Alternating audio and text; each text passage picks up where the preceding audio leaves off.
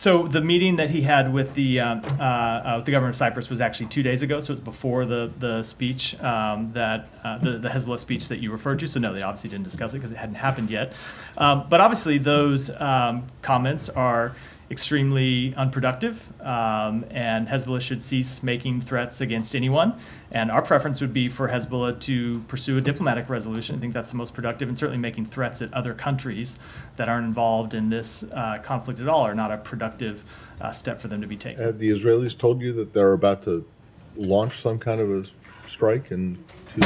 They have not. Solves that problem. So you're saying it's not productive to have the exchange in public, but you will still have the exchange in public? I'm saying we'll defend our record when we have to, yeah. So, I'm sorry, but you have daily contacts with the Israelis. So what are you saying? Netanyahu, the prime minister, is lying or not saying correct things? Or? One, can you tell us what you're expecting out of this meeting from Dermer and the secretary? Yeah, so later this afternoon, the Secretary will meet with Ron Dermer, Minister for Strategic Affairs for the government of Israel, and Saki Hanegbi, the National Security Advisor. He will discuss our ongoing work to try to reach a ceasefire that will secure the release of all hostages, would surge humanitarian assistance. They will discuss the situation in the north of in the north of Israel along the border with Lebanon. They will discuss our ongoing work, even absent trying to secure a ceasefire, to get humanitarian assistance into Gaza, and work that needs to be done to accelerate and improve that process, among, of course, a host of other issues that we discuss every time we meet with people from the government of Israel. Okay. Well, when it relates to the quote-unquote north of Lebanon, Israel. I corrected know, it. the north of Israel, yes. But Yeah. you want to talk about the north south of Lebanon. We can talk about the north of Lebanon Sure. if you want. You can probably tell me about your trips to it. I'm sure you've been. Let's talk about the north of Israel on the Lebanese border. What is the situation there, as you understand it? Is there some kind of operation that's going to be mounted anytime soon? And if there is, what do you think of it? So we have made quite clear that we do not want to see escalation of this conflict. Hezbollah has increased the number of cross-border attacks over the past few weeks. You've seen dramatic attacks targeting civilian communities. Matt, I hate to interrupt. There's a big cockroach on the wall over your head there, so maybe need we'll defer that to. I don't. It's not no insecticide or roachicide in the briefing, Matt. I'll go get it as soon as you finish. Yeah, I'm sorry to be distracted, but it's a rather large one. Do I have to get rid of it now? No. Let me go ahead and finish. We've seen a dramatic increase in attacks across the border. I shouldn't have said anything because now the room's going to have a hard time focusing on the very important messages I have to deliver here. Back to where we were. Back to where we were. We've been extremely concerned about the situation in the north of Israel. As I said, we don't want to see the conflict escalate. We have seen a dramatic increase in strikes by Hezbollah across the border, targeting Israeli villages, civilian infrastructure. And so we have been pursuing a diplomatic resolution to try to make clear that there should be no further escalation, and that's what we'll continue to pursue. Well, yeah, but I mean, have you told them, the Israelis or the Lebanese, that have you told them anything? So we've had intensive conversations with both governments about this. In our conversations with the government of Israel, which I'll speak to, and I'm sure the secretary will go over with the two representatives from the government who are here today, we have made clear that our preference is to see a diplomatic resolution, and they have said to us that they want to see a diplomatic resolution to this conflict, and that's what we're going to continue to try to pursue. Have the Israelis told you that they're about to launch some kind of a strike? They have not. Solves that problem. Right. I mean, is that? I'm not gonna engage in any metaphors related here. I think where we're gonna. No, well, I mean, so have you told the Israelis that you're going to that you will support them or help them if they decide to go in? We have made clear that we want to see a diplomatic resolution. I think. Well, that's not what I'm asking. I think I will leave it at that. All right, thanks. Yeah, sure. After Mr. Hochstein's visit to Israel and Lebanon, is it fair to say that the diplomatic solution has failed? No, I don't think so. I think we continue to pursue very active diplomacy to try to keep this conflict from escalating. You've heard me say this before, and I'll say it again because it remains the case. The best way to unlock the possibility of a resolution along the Israel-Lebanese border would be achieving a ceasefire in Gaza. And we continue to actively pursue a ceasefire in Gaza, primarily to alleviate the suffering of the Palestinian people in Gaza and to secure the return of hostages. But a very important side effect we assess would be making it much easier to achieve a ceasefire and diplomatic resolution along the Israel-Lebanon border. That said, we're not waiting for a ceasefire in Gaza. We're continuing to pursue diplomacy because it's important to do. But again, it's very difficult to reach such a resolution while the conflict in Gaza continues at the pace it is today. And do you have any comments on Hezbollah Secretary General's speech yesterday and his threat to Cyprus? And did the Secretary discuss this topic with Cyprus foreign minister in their call yesterday? So the meeting that he had with the governor of Cyprus was actually 2 days ago. So it's before the speech the Hezbollah speech that you referred to. So no, they obviously didn't discuss it because it hadn't happened yet. But obviously those comments are extremely unproductive, and Hezbollah should cease making threats against anyone. And our preference would be for Hezbollah to pursue a diplomatic resolution. I think that's the most productive, and certainly making threats at other countries that aren't involved in this conflict at all are not a productive step for them to be taking. Thank you. Yeah, go ahead. Just to keep on the Lebanon border issue. Is it fair to say that this has now become like a greater focus of your diplomacy, like in the meetings this afternoon, than the situation in Gaza? This seems to have, really heightened in terms of the rhetoric coming from both sides. Do you see this as a sort of the priority is now avoiding a broader conflict in the north? No, they continue to be equally important priorities, and they have been from the beginning. We have been incredibly focused on the situation in Gaza since right after October 7th. But if you go back and look at what the Secretary said in his first visit to the region, and what we said in really every trip, keeping the conflict from escalating has been one of our overriding strategic goals. And there have been times when it looked like there was more of a chance of the conflict escalating than others. Obviously, we had the time when there was direct fire against the state of Israel from inside Iran. We've seen the pace of attacks across the Lebanese border kind of rise and fall over time. But that overriding strategic objective has been there from the beginning for us. We continue to focus on both. This is not what you were saying, but I would just say that the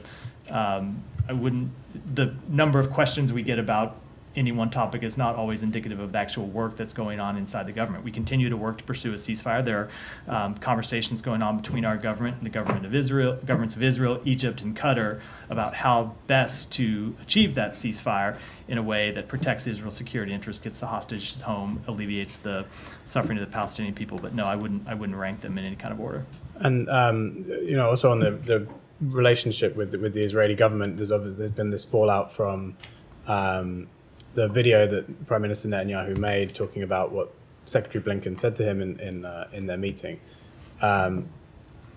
There's obviously the administration has spoken about this, and said some parts of it are not true. I just wanted to get your response because there's a latest comment from the Prime Minister. He's saying, he's willing to absorb personal attacks. He calls them personal attacks, apparently in a reference to the way that the administration has responded to this video, in order to get the weapons that Israel needs for its survival. So, how do you respond to this kind of, there seems to be a continuing discord between the way you're talking about this and specifically on the issue of whether you're providing Israel with everything it needs? So I'm not exactly sure what the Prime Minister is talking about or what he was trying to accomplish. All I can tell you is what the Secretary told the Prime Minister directly in his meeting in Israel last week, which is that our commitment to Israel's security is sacrosanct. We have proved that not just with words, but with deeds. And I don't think it's productive to engage in an intense public back and forth about this. So we will just let our actions continue to speak for themselves, as they have since October 7th. Yeah. Staying on Lebanon, you and other U.S. officials have made clear that you don't want a second front to open, but how likely at this stage do you believe that a new confrontation between Hezbollah and Lebanon and Israel? I'm not going to give you any kind of assessment of likelihood. I will say it is an intense concern of ours, has been for some time. As I said, there are times where we have been more concerned about it. It has never gone away as a concern, but whenever you see an increase in strikes across the border, that magnifies our concern at any given moment. So, of course, we have intense concerns about it right now, which is why we are pursuing diplomacy to try to achieve a resolution. A U.S. official told us today that Israel hasn't come close to achieving their stated objective of destroying Hamas in Gaza.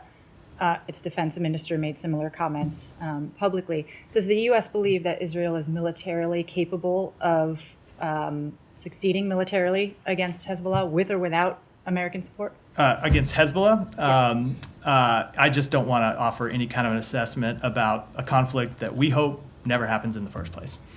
Well, you may be more persuasive if you point out that it's not one that Israel.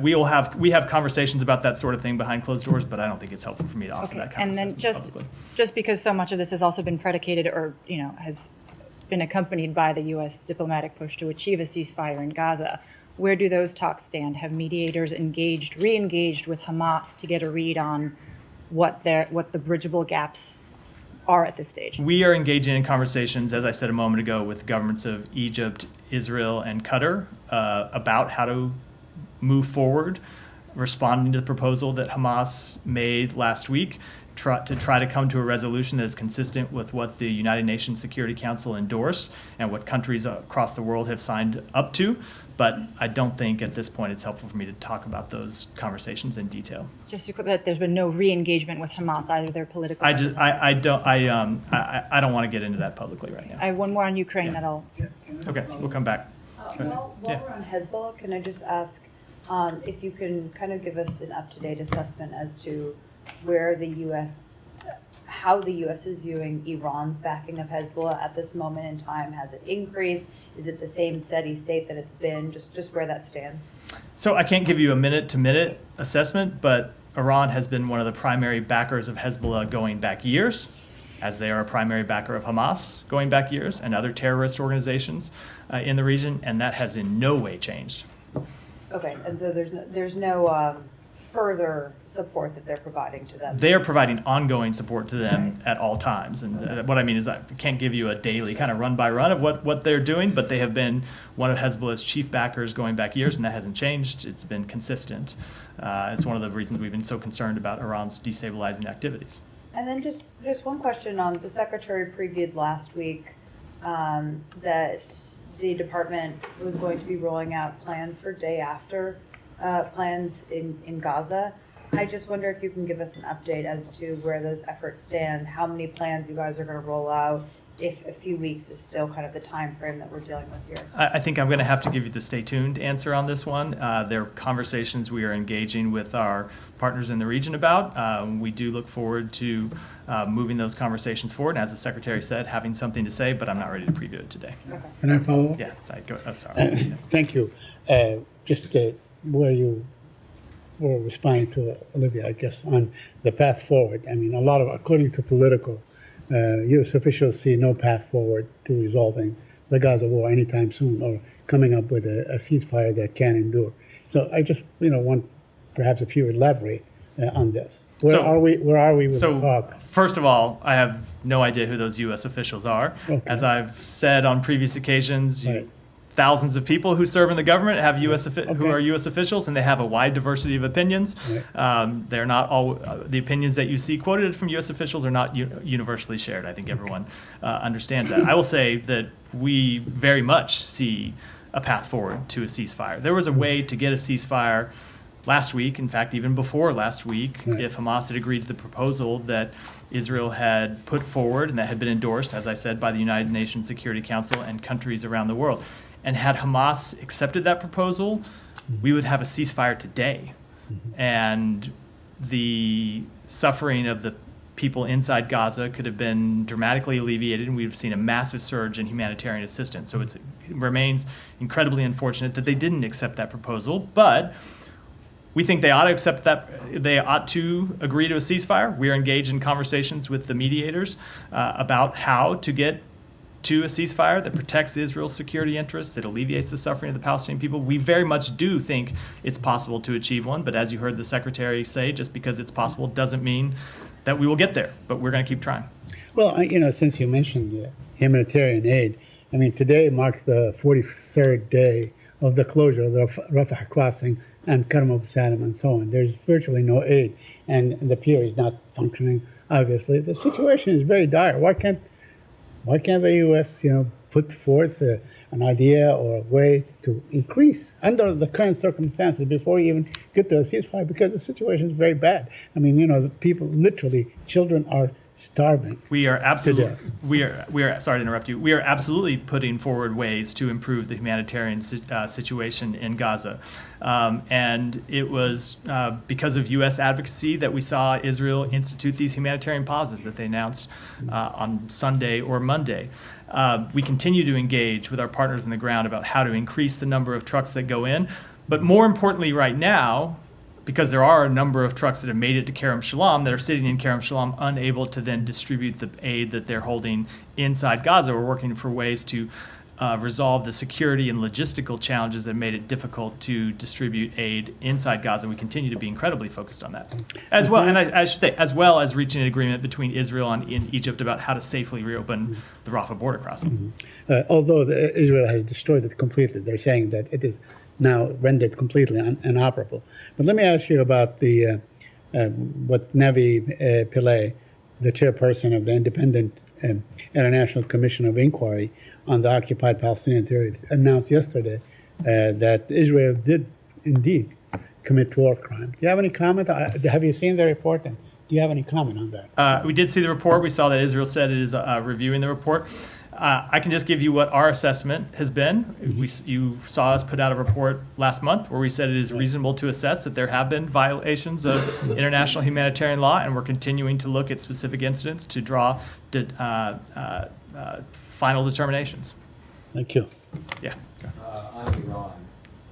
Pardon me. There's reporting that Iran's undergoing a major expansion at the Fordo facility that would triple production of enriched uranium there. I wanted to get your comment on that. And a separate reporting that the Iranians could now be using computer modeling that could be used in their development of nuclear weapons. So with respect to the first question, Iran continues to expand its nuclear program in ways that have no credible, peaceful purpose.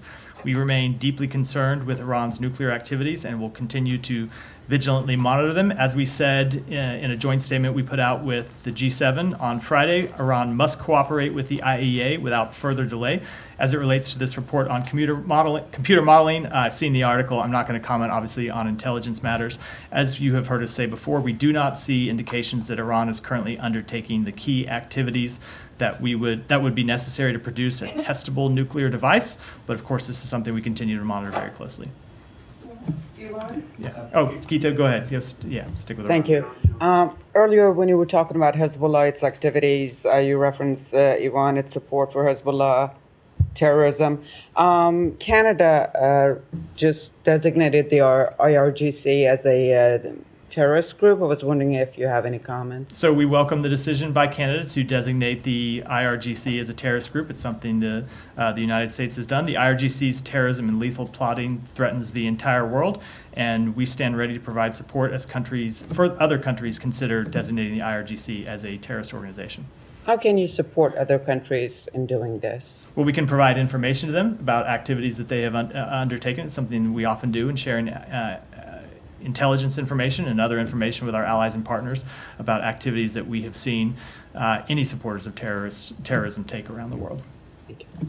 Yeah, Tom. Just to come back to the Netanyahu video, I mean, the White House has said today that what the Israeli Prime Minister said was, quote, incorrect. So I'm just trying to there were a few things he said, but I'm trying to understand which part was incorrect. So I think the part that is incorrect is that there are bottlenecks that need to be overcome. So obviously there is one shipment of high payload munitions that we have put under review, and that remains under review. That's not a bottleneck. That's a policy review.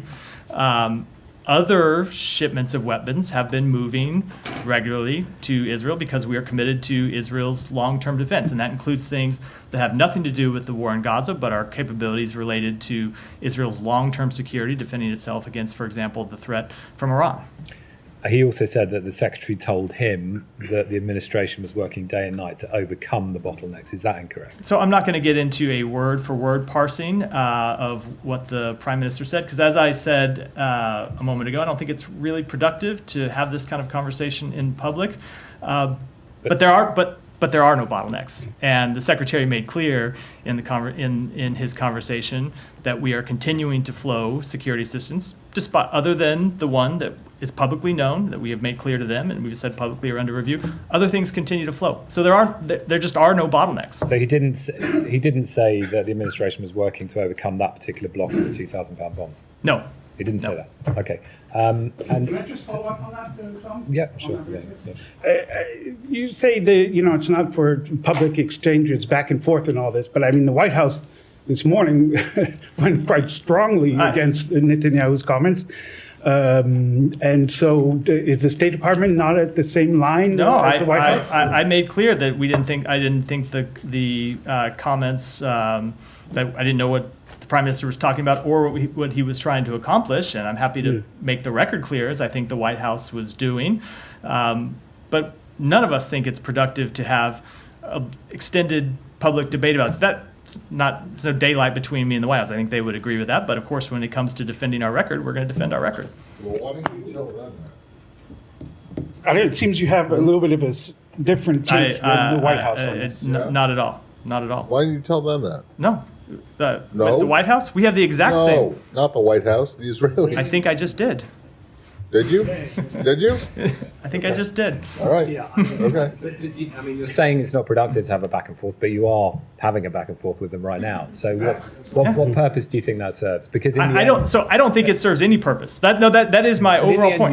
You could sort of not engage with it. Hold on. And you're still signing the checks. No, right? So, I don't think it serves any purpose. But if someone comes out and says something about the actions by the United States government that are not accurate, we're going to correct the record. Don't think it's necessarily productive to have this exchange in public, especially about things that we don't understand and can't comprehend because they don't reflect reality. But we will defend our record 100%. So you're saying it's not productive to have the exchange in public, but you will still have the exchange in public. I'm saying we'll defend our record when we have to. Yeah. So I'm sorry, but you have daily contacts with the Israelis. So what are you saying? Netanyahu, the prime minister, is lying or not saying correct things?